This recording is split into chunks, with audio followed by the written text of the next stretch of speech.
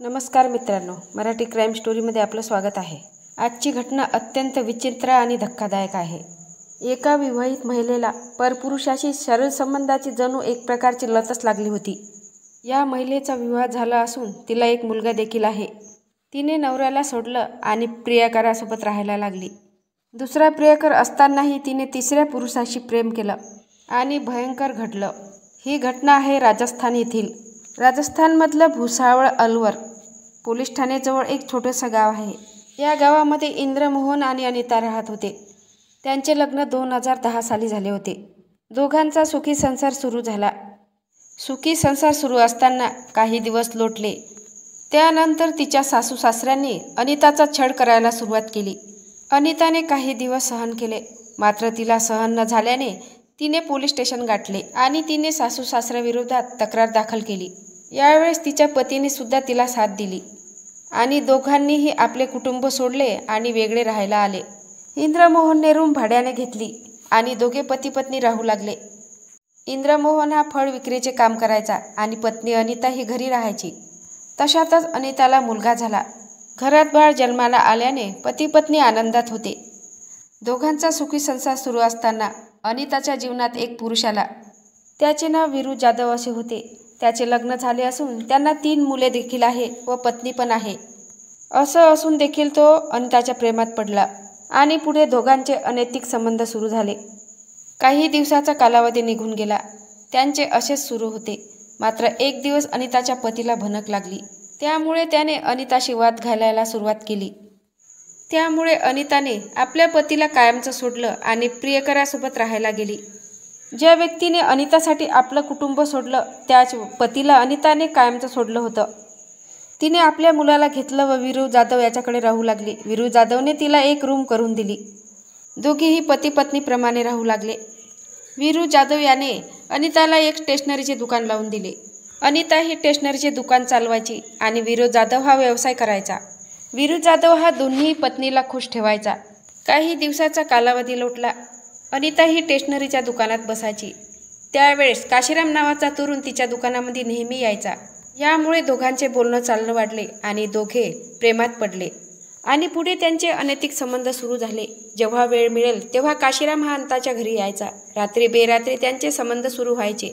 अनिताचा मुलगा हा 10 वर्षाचा झाला होता, तरी देखील तिला मुलाची चिंता नव्हती।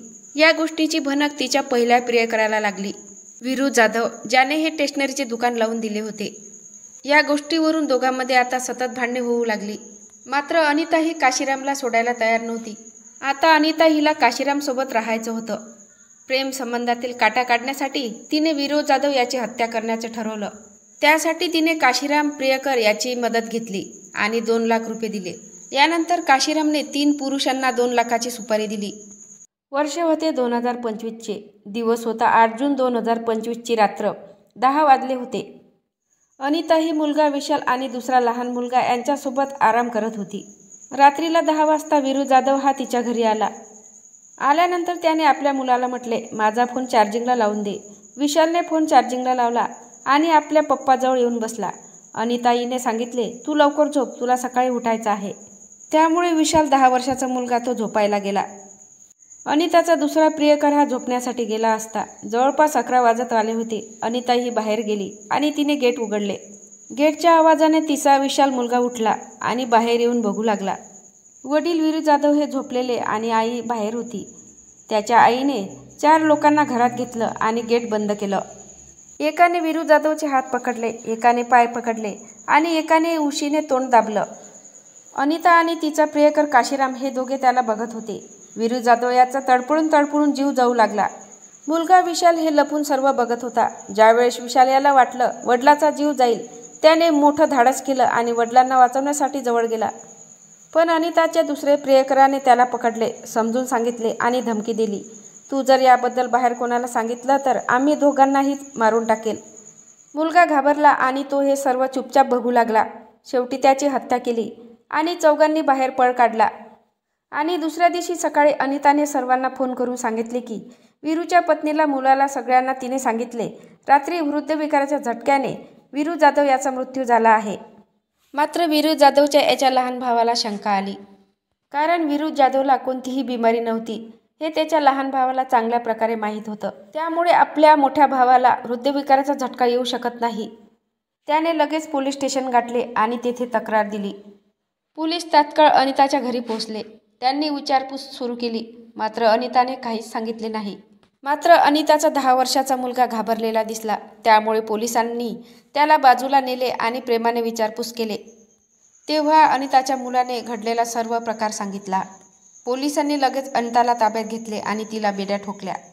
सुखी संसार सुरू असताना अनिताने स्वतःच्या हाताने आपला सुखी संसार बर्बाद केला. नवऱ्याला सोडले, प्रियकराला धरले आणि दुसऱ्या प्रियकरालाही सोडले आणि तिसऱ्या प्रियकराला धरले आणि तिसऱ्या प्रियकराच्या मदतीने दुसऱ्या प्रियकराचा खून केला. अशी ही विचित्र घटना आहे. तुम्हाला या घटनेबद्दल काय वाटते नक्की कमेंट बॉक्समध्ये सांगा.